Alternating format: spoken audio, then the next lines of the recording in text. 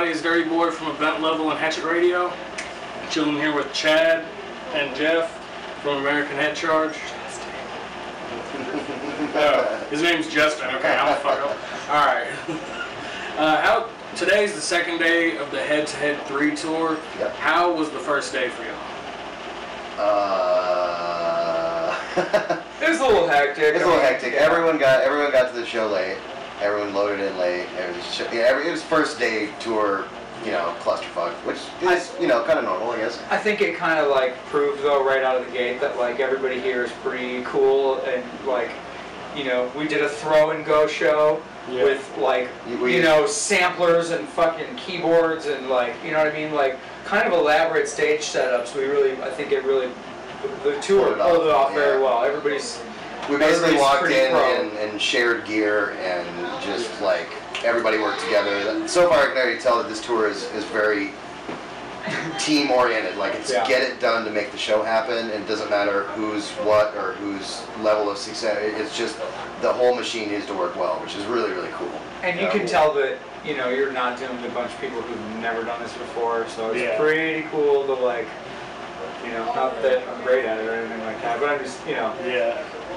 Have y'all had a chance to hang out with the other bands on the tour or anything? We've a little bit. I mean, that always, for me personally, that always takes a while. I'm kind of retarded. I don't remember anybody's name ever, and so that's bad. Jeff.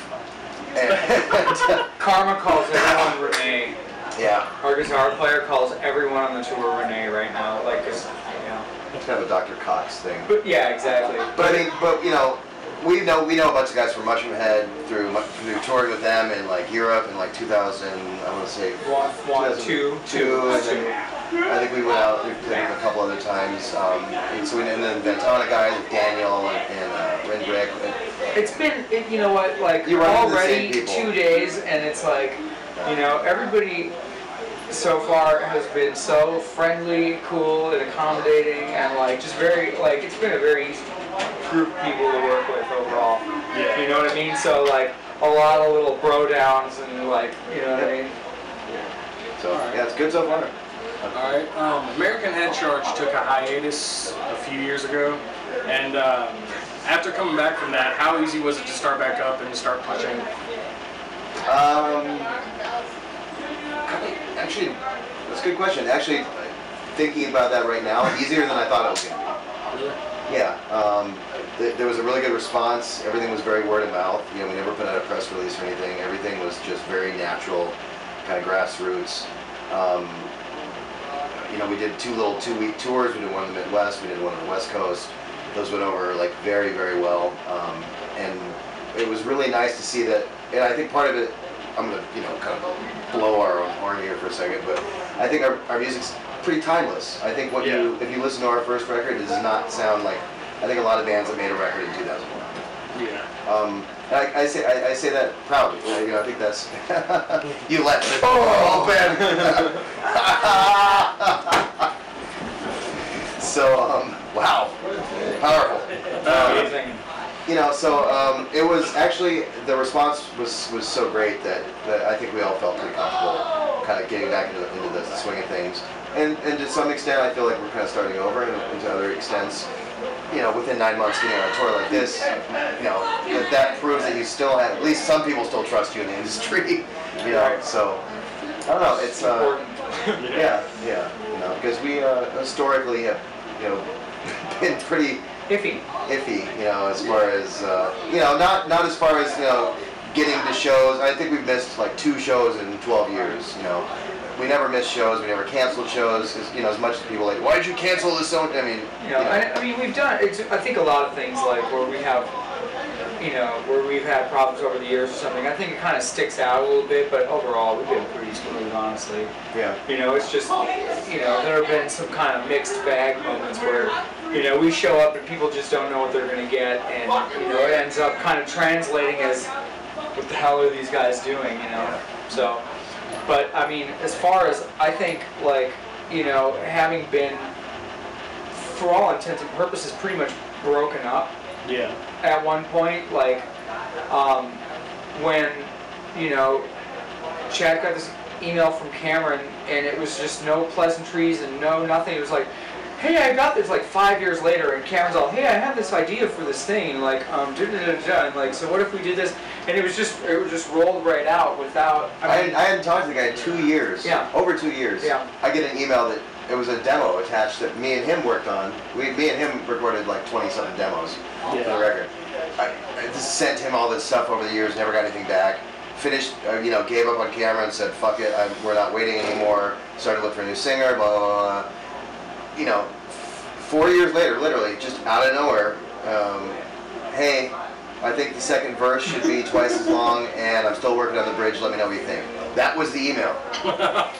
No, hey dude, sorry, I disappeared, fell off the planet for 2 years, no pleasantries, exactly like you said. Just right to work. What's the current label status of American Head Charge? No, I think that's the great answer. No. Strictly independent? As much as humanly possible. Yeah. We, it's almost like we did things backwards. We started, our first tour was Ozfest, our first vehicle was a bus, and that kind of just stayed like that for like 6 years. I mean, and none of us, I think nobody really knew the difference as far as, we thought that was how it went. I kept hearing about these van tours, and I was like, right. What? Yeah. And, I kind of like the van. we have a very nice, gigantic Mercedes thing, but, and with no label, there's a lot more freedom. There's no timelines. I think both of us don't stress about people we don't trust. Yeah. About people dumping money into our bank accounts and not telling us. About people hiring accountants that are friends of theirs that fuck up our taxes and we get stung 8 years later. I could go on for about 2 hours about how much I have some of it we're contractually obligated to not talk about. But a huge distrust of a label system. And so as much as we can stay away from that, great. We might have to use one for distribution, but I think that's probably about it. All right, so how is it different from, well, I guess you kind of already went into the being different from going to label to independent. Was it an easy transition? Or was there just a lot of stuff that y'all didn't know that y'all had to learn? I think we're still it's definitely very in the middle of it still, I mean, and especially when you do something independently, I mean, you don't have a handbook, so we've been pretty much just trying to make it up as we go along, find some friends, find some allies, people who support what we do, and, I mean, the big difference is that, we're holding it as a business unto ourselves, and that any money comes from what we do as solid work. Yeah. It's not just like somebody's throwing shit at you that like you could nebulously maybe owe them at some point. It's that whole world is like a dinosaur, and so this whole thing, for us to get into it, especially after kind of being out of the loop for a minute, like, I like it like this. I do too. Yeah, I like it a lot. It feels more honest when you know that you did the work and you put the money in your pocket to do the next thing. I think we rode one of the last big waves of like major labels throwing money into band they don't have any experience with. Like a development. Yeah, like they were just like, what do you guys want to do? Here you go.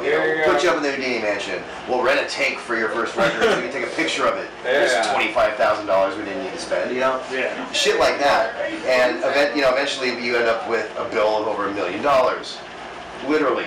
We have paperwork. And it's like, it's really nice to be in control and to be aware of what's going on with the band and financial aspects of it and everything like that. All right, besides touring, what do y'all have on your plate for the moment? What we're doing, we're just finishing kind of like a. It's an EP. We're doing the single. It's not a single. It's just a one-off, kind of like a quick like little tool, I guess. But we wrote this song. It's just gonna be not the shitty band tool. We wrote a song, and we're just kind of gonna give it away as like a hey, hi, here we are. We're back. Yeah. We're back. Go to the website, like it's on Facebook, blah blah blah, and you can have a song that we wrote recently, and then we're working on a 4-song EP that'll be released probably around the fall or something. No, I don't know. We're not even really like. There's not. The timeline is very open. Yeah. And we kind of went from recording this EP live while we were on the last tour to taking those live tracks and actually going back and re-recording stuff. Actually, it actually turned into just a regular EP. Yeah. It actually started off with the intention of record everything live and toss it out there, and we're all too perfectionist, you know, to actually let that go. So we went in and redid everything, and we've been working on it for about the past month. But generally, I mean, like, because we made that decision, like, the overall, like, I think the overall level of, like, what we're doing, especially doing it ourselves, I think it's really, it's a very different thing from what we've ever done. I mean, in the, like, quality of the production and the, you know, just like the attention to detail and the songwriting and stuff like that, I think it's a very different, it's a different vibe entirely for us. And it is really good to have that kind of lax timeline where we can just... We can keep tweaking it until we're happy. Until we're happy with it. And there's nobody saying, well, we got this release date. I mean, we do have to, I mean, you know, the only thing we'll is put it out when it's done. It really, you know, it requires paying attention to, like, the money side of it a little bit, but because we're doing this and this tour, we have a little tour set up after this to just kind of go back around through, you know, some of our stronger areas and headline some shows. And so, you know, yeah, anyway, it's coming together very nicely. And then after that, you know, we're taking it a day at a time, you know, a moment at a time. Just kind of seeing what it's about. Usually there's UK and possibly Europe in the fall. Yeah. There's, as soon as we get done with this, is work on our new record. Yeah. The tracking for the EP is done, it's being mixed right now. So it's work on the new record is our main focus. Hit the UK, Europe sometime in fall. Keep working on the record, and new record coming out in spring 2013, and all summer and all festivals in Europe.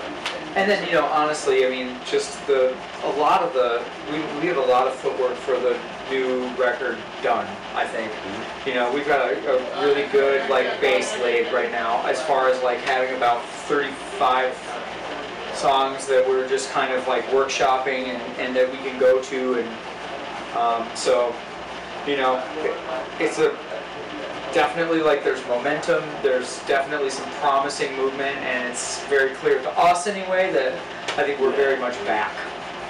Yeah. Alright, a big majority of viewers and listeners to what we do are Juggalos and St. Clown Posse fans. Okay. Have y'all ever had any experience with Juggalos? Head P and Mushroom Head both have decent work histories with in St. Clown Posse and that fan base, so just we have, for whatever reason, been we just never come across, I guess. The only thing I really know is you know, ICP, and I think there was an episode of, like, I can't even think of what the show is, I can't remember. Some show, there was some Juggalo episode. I mean, that's about as close as I get. I mean, we get definitely some, like, some fan crossover, you know, where, like, you know, we'll get. You can tell people who go to ICP shows, because, like, they gear up, they, like, come out, they flag themselves really hard. They're like, you know, the big pants, the chains, they got the white face, the thing, you know. It's like, we've seen some of those kids, like, out, but I don't think anything that's like, to be like, holy shit, these guys are, like, you know, catching us. Yeah, I think it's one of those things that there's a loose, I think, fashion crossover, but when you talk about the music, it's polar opposites. It is. It's like jazz and country. It just there's people with long hair and makeup and jewelry and piercings and tattoos, but that's about it. You know? So, it's not that I don't like Nell Carter. I'm a huge Nell Carter fan. Celebrate her entire headline. Their entire catalog. I love the puppy. Yeah. All right. Chad, are you the reincarnated form of Anton LaVey? Well, like I had mentioned, I've lost quite a bit of weight in the past couple years. I think I'm down about 125, 130 pounds. So as I get thinner, I start to hear different people I look like. But the most recent one is Anton LaVey. And then Gigi Allen, I think, is kind of a little bit of a Gigi thing, which we do have a Gigi Allen bobblehead, and it's our dashboard Jesus. It's our dashboard bobblehead Jesus. So, then yes. I don't know. Stan LaVey might like a little bit about it. Yeah. Our friend Jacob is good friends with his son Stan LaVey, and so so hey, there is a 1 degree of separation. True. Website, what's your website? Headcharge.com. Headcharge.com. Yep. Absolutely. www.headcharge.com. It's all updated. It's brand new as of about 6 months ago. We've got a great web guy. There's tons of merch on there. We have a great mobile site for your iPhone. Yeah, as soon as you go to it, it goes to the mobile app. We have our Facebook page, American Head Charge Official, and check them both out. I mean, they both have lots of information, videos, music, the whole thing. Honestly, yes, the Facebook page and all that shit, but go to the website. The content there is just so much deeper than Facebook allows, really. Facebook's a good place for fans to post and kind of have a forum. Yeah. And that's nice. Live videos, live videos, high quality MP3s. some kind of deep recording. Every once in a while we'll put out something a little deeper on there that we haven't released. Where it's a different thing than the Facebook. We're not so worried about having to sell on there. Yeah. Yeah. They already like us when they come there. So we can put out some weirder stuff on there and people are like, oh, it's cool. Alright, guys, thank you for your time. Oh, thank you, sir. Dude, Dirty, thank you so much.